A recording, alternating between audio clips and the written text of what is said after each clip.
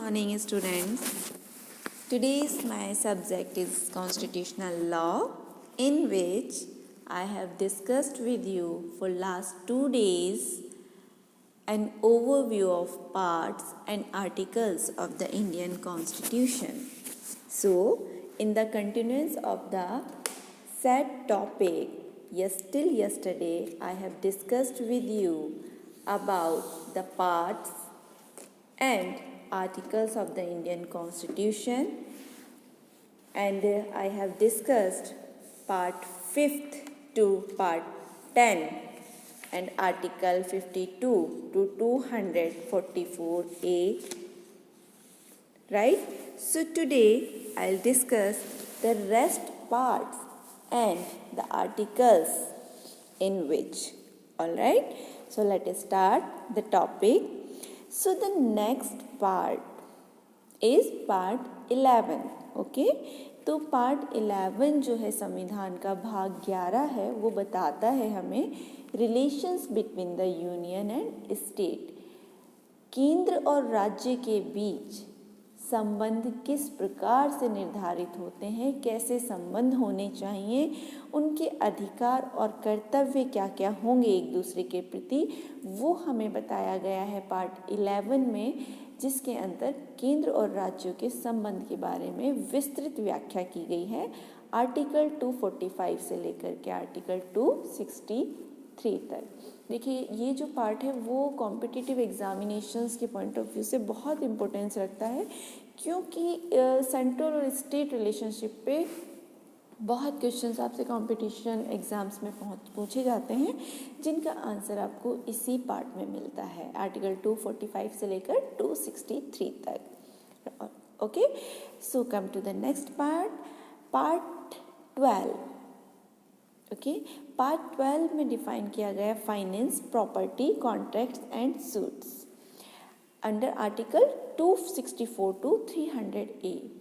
देखिए, पार्ट 12 जो है संविधान का, उसके अंतर्गत बताया है कि फाइनेंस मतलब कि जो वित्त का प्रबंधन है वो कैसे होगा, संपत्ति का रखरखाव और उसकी व्यवस्था कैसे की जाएगी, कॉन्ट्रैक्ट्स मतलब जो संविदा होती है, जो एक दूसरे के साथ एग्रीमेंट्स करती है गवर्नमेंट, वो कैसे किए जाएंगे, और इससे रिलेटेड कोई अगर विवाद, डिस्प्यूट उत्पन्न होता है तो वो कैसे होगा, उसका निर्धारण कैसे किया जाएगा। इन सभी बातों के जवाब जो है हमें मिलेंगे आर्टिकल 264 से लेकर अनुच्छेद 300A तक। ठीक है, तो ये भी बहुत इम्पोर्टेंट चैप्टर है, क्योंकि इसमें प्रॉपर्टी के बारे में बताया गया है, जो कि हम सभी का लिए ज़रूरी भी है जानना कि किस प्रकार से संपत्ति की व्यवस्था होती है। ठीक है, so next part is part 13। इसके अंतर्गत बताया गया है trade, commerce and intercourse with in the territory of India. व्यापार, वाणिज्य, भारत की सीमाओं के भीतर किस प्रकार से कोई व्यापार और वाणिज्य का प्रबंधन करेगा और सरकार उस पर किस प्रकार से नियंत्रण करेगी, इसके बारे में जो भी प्रावधान है, कानूनी प्रावधान है, उनके बारे में विस्तृत रूप से हमें बताया गया है भाग 13 के अंदर अनुच्छेद 301 से लेकर 307 तक। तो देखिए, जब भी हम कोई व्यापार करना चाहते हैं भारत की सीमाओं के भीतर, मतलब जैसे राजस्थान में आप कोई बिज़नेस कर रहे हैं और उससे आप गुजरात या महाराष्ट्र में सेल करना चाहते हैं, तो आप अपनी मर्जी से नहीं कर सकते, आपको लॉ फॉलो करना होगा। ठीक है, तो वो लॉ क्या है उसके बारे में हमें समझना होगा पार्ट 13 को आर्टिकल 301 से लेकर 307 तक। ओके, नेक्स्ट पार्ट है हमारा part 14, services under the union and the state. It's a very very very important part. तो पार्ट 14 क्या बताता है हमें? पार्ट 14 बताता है कि भारत सरकार और राज्य सरकारों के अधीन जो सेवाएं होती हैं, जो सरकारी नौकरियां होती हैं, उनके बारे में प्रावधान किया गया है आर्टिकल 308 से लेकर के 323 तक, कि किस प्रकार केंद्र और राज्यों की जो सेवाएं हैं उनमें आप जा सकते हैं, और अगर आप सरकारी सेवक हैं तो आपके ऊपर क्या क्या प्रावधान लागू होंगे और आपके ऊपर क्या क्या सीमाएं भी लगाई जा सकती हैं। तो ये सब हमें कहाँ से जानकारी प्राप्त होगी? पार्ट 14 भाग 14 से आर्टिकल 308 से लेकर 323 तक। नेक्स्ट पार्ट इज ट्रिब्यूनल्स, जो कि पार्ट 14A में दिया गया है। मतलब भाग 14A के अंतर्गत ट्रिब्यूनल का मतलब होता है अधिकरण। देखिए, थोड़ी सी अधिकरण भी आपके लिए एक नया शब्द है जो आज आप सुन रहे हैं शायद। इसके बारे में जो व्यवस्था दी गई है वो दी गई है आर्टिकल 323A से 323B तक। ये छोटा चैप्टर है। तो ट्रिब्यूनल्स क्या होते हैं? देखिए, बेसिकली आपने कोर्ट सुना है, न्यायालय, ठीक है, लेकिन गवर्नमेंट के पास ये पावर है। संविधान ने कुछ ऐसे विषय निर्धारित किए, ऐसे सब्जेक्ट डिसाइड किए हुए हैं जिनके बारे में अगर कोई डिस्प्यूट, विवाद उत्पन्न होता है तो वो कोर्ट में नहीं जाते। उनका निर्धारण करने के लिए अलग से ट्रिब्यूनल्स, अधिकरण बनाए हुए हैं।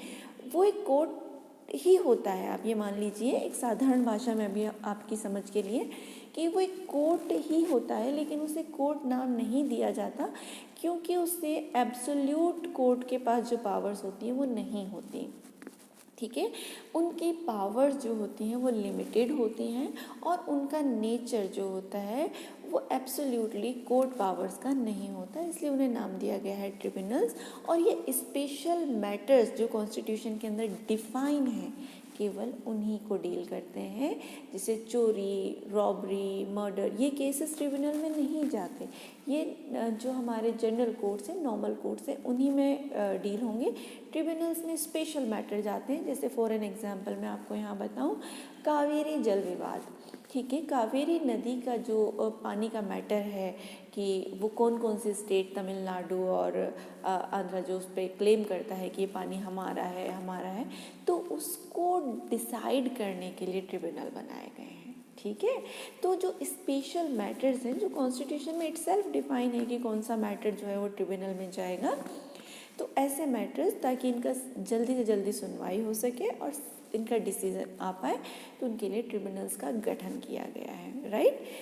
Part 15 that is very very important about elections, ये निर्वाचन से संबंधित है, जिसके बारे में प्रावधान आर्टिकल 324 से लेकर 329A तक किए गए हैं। निर्वाचन, इलेक्शन, हमारे पूरे देश में देखिए अभी इलेक्शन चल रहे हैं। अभी पंचायत के हुए थे, अभी नगर निगम, नगर परिषद के हो रहे हैं, फिर आने वाले टाइम में लोकसभा, विधानसभा के होंगे। तो ये जो इलेक्शन हमारे यहाँ चलते रहते हैं, इनके बारे में प्रोविजंस जो हैं कि इलेक्शन कैसे होगा, कौन सी अथॉरिटी होगी, क्या पावर्स होंगी, ये सब कहाँ बताया गया है? पार्ट 15 में आर्टिकल 324 से लेकर 329A तक।